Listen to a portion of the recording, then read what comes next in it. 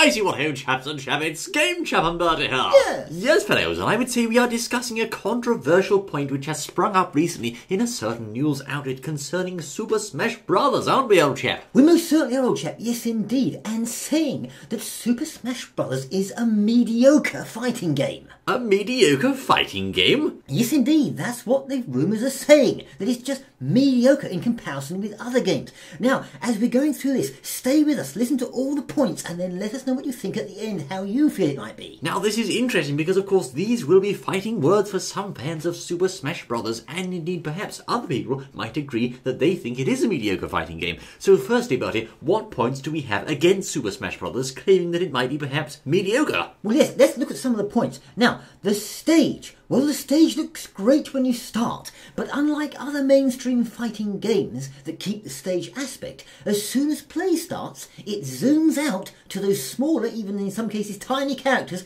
with 1p, player 2, player 1 over the top of them, etc. Oh yes, it is 1p, 2p, 1p, etc. 2p and all this. And so forth. And of course, that's a rather interesting point because on the 3DS's small screen, this means it's quite chaotic and difficult to see the fighters and see what's going on. And of course, the developers actually put in the little outline around each characters because of course the screen is quite small. But now you can see here a comparison between the two games. Yes. We have of course up close views there in Super Smash Brothers and looking ones good that are far away. Of course, when the characters separate and the action becomes a bit more rowdy, you'll start to lose an overall sense of what's going on. As of course in Dead or Alive, a comparable fighting game which is a rather more fixed camera, yes. Of course you can just see the two fighters there and they're getting in amongst it as it were, fighting against each other, and the camera is staying fixed so you can clearly see your character and the moves you're throwing. Most certainly, and the graphics are rather good, staying very good and crisp on the Dead or Alive there, which I think helps for an overall game experience. Well, it certainly helps, old boy. Now, of course, another point raised against Super Smash Bros. Is that perhaps the gameplay style is somewhat slow and floaty, and possibly that it has less flashy moves as compared with other hardcore fighting games like Street Fighter, etc. and so forth. Well, the jumps, yes, other fighting games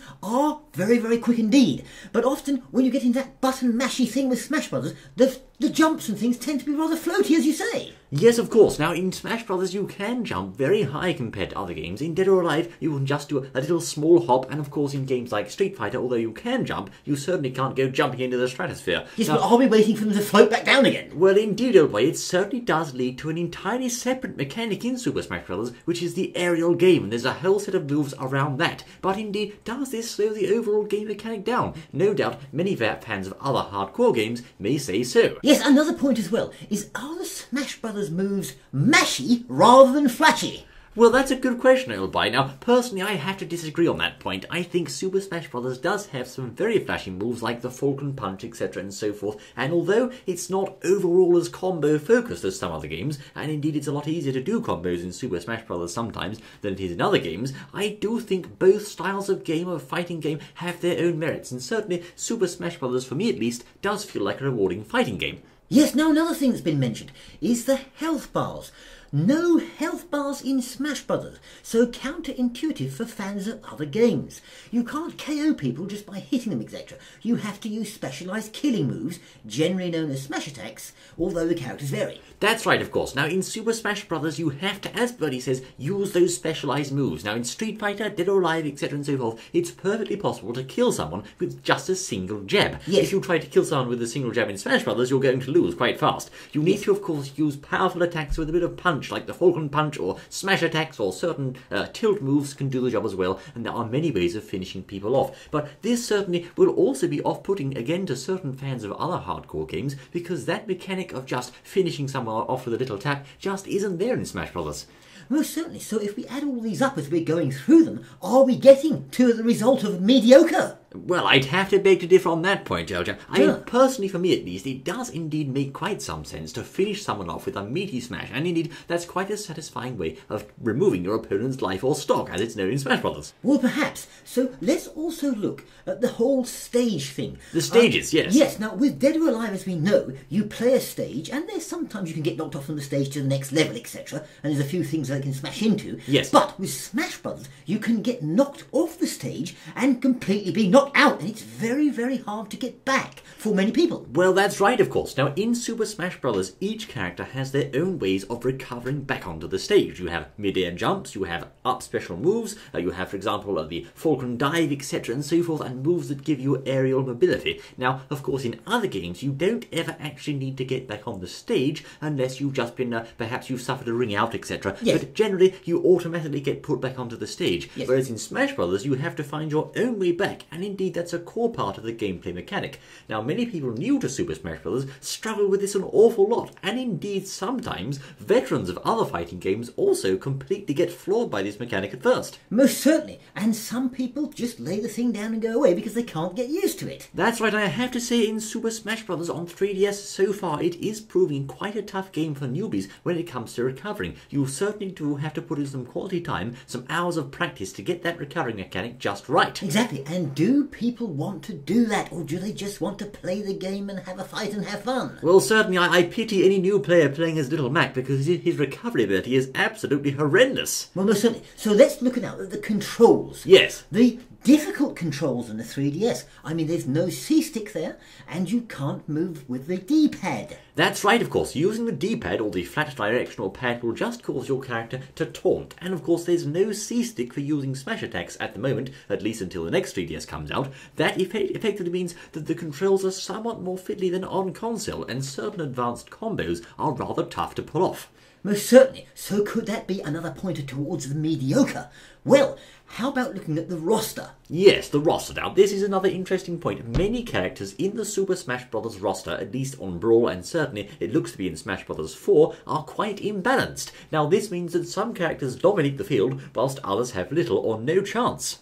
Well, yes, they seem to have nerfed some of the characters in the latest Smash Brothers, but still there is that character domination sort of differentiation going on anyway, I think. Yes, a bit of imbalance there. Now, of course, Yes. this is present in other games. For example, Smash Brothers, Street Fighter has its joke characters. In Dead or Alive and other games, there's certain characters that are better than others. But certainly in Smash Brothers, where you had, for example, comparisons between Ganondorf and Meta Knight, there really was no comparison between the two. Yes. And certainly some characters actually had moves that could completely shut down other characters and leave them with no chance at all. Yes, so do we get all these things, put them in a bag, tie them up at the top and stamp mediocre on the outside? Or do we have a look at some things that might be in its favour, perhaps? Well, I'm sure by this point many Smash Bros. Loyal fans might be screaming, no, no, no! So let's have a look at what we have in the favour of Super Smash Bros. We can certainly say it has many characters and a lot of Nintendo fan service going for it.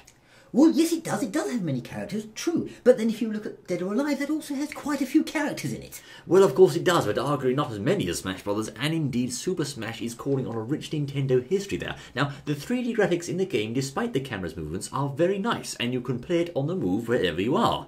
Well, it's true, the 3DS, of course, version, rather than the Wii U, does have those 3D graphics on it, if you can get used to the 3D graphics look. Well, yes, that's right. Now, in my personal opinion, I'm quite a big fan of Smash, and I think the gameplay is difficult to learn, but it's rewarding to master. Once you get it just right and you're playing with friends or other pro players, it really is a good laugh, and of course, it has many facets and ways that you can master the game and outsmart your opponent, etc. and so forth.